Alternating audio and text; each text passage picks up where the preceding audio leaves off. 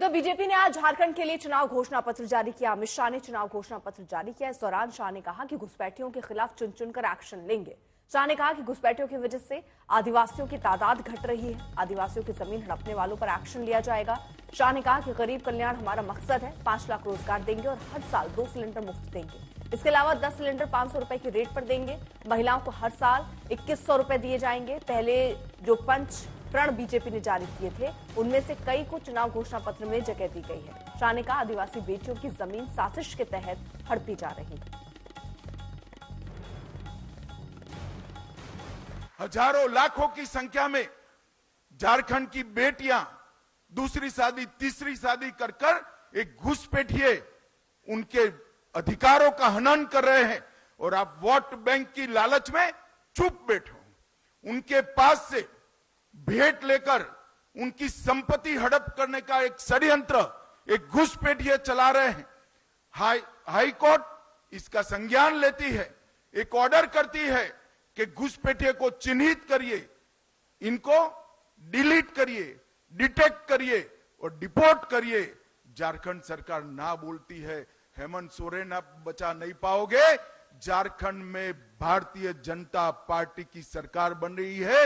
एक एक घुसपैठियों को चुन चुन कर निकालने का काम भारतीय जनता पार्टी करने वाली। और जो घुसपैठिया जमीन हड़प कर कर बैठे हैं उनको भी मैं कहना चाहता हूं, चैन की नींद सोना बंद कर दो।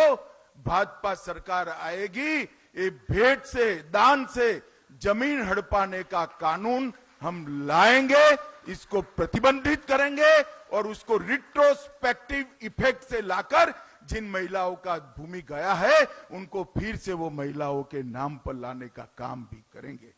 5 लाख युवाओं को प्रति साल नौकरी देने का आपने वादा किया था। मैं आपसे लिस्ट मांगने आया हूं। जरा 25 लाख युवाओं तो छोड़ो, 5 लाख का भी लिस्ट आप घोषित कर दो। युवा आपको ढूंढ रहा है। चुनाव में मैदान में जाइए तो मालूम पड़ेगा कितना आक्रोशित है। मुझे ठीक याद है, मैं भी चुनाव के प्रचार में था। आपने कहा था सालाना 5 लाख युवाओं को नौकरी नहीं दूंगा तो पद से इस्तीफा दे दूंगा। इस्तीफा छोड़िए, जेल में जाने के कारण पद छोड़ना पड़ा। चंपई सोरेन जी को हटाकर फिर से आप तो वापिस बैठ गए। युवाओं को किया हुआ वादा आपने नजरअंदाज किया है। ढेर सारे पेपर लीक हुए। 11th मैथ्स का पेपर लीक हो गया, डिप्लोमा का पेपर लीक हो गया, असिस्टेंट लैब के पेपर, टेक्नीशियन के पेपर लीक हो गए, नगर पालिका की भर्ती का पेपर लीक हुआ, ग्रेजुएट लेवल का पेपर लीक हो गया और जेपीएससी का सामान्य भर्ती का पेपर भी लीक हो गया। जीएससी का 12वीं क्लास का फिजिक्स और बायोलॉजी का पेपर भी लीक हो गया। आपके संरक्षण में पेपर लीक माफियाओं ने इस राज्य के युवाओं के भविष्य को बर्बाद किया है। महुआ मांझी ने अमित शाह और बीजेपी पर पलटवार किया है। झारखंड का भविष्य सिक्योर करने की जिम्मेदारी 17-18 साल तक यहाँ की जनता ने दी थी भाजपा को। उनके कई मुख्यमंत्री रहे, सब कुछ रहा, फिर भी वो नहीं कर पाए। अगर आदिवासियों की के हित की बात वो करते हैं तो मणिपुर में क्या हो रहा है? आप मणिपुर की बात क्यों नहीं करते हैं? मणिपुर जल रहा है इतने सालों से, इतने महीनों से, आप लोग वहाँ झांकते तक नहीं हैं। असम में खुद झारखंड के कितने आदिवासी रहते हैं जिन्होंने वहाँ के चाय के बागानों को डेवलप करने में अपनी भूमिका निभाई।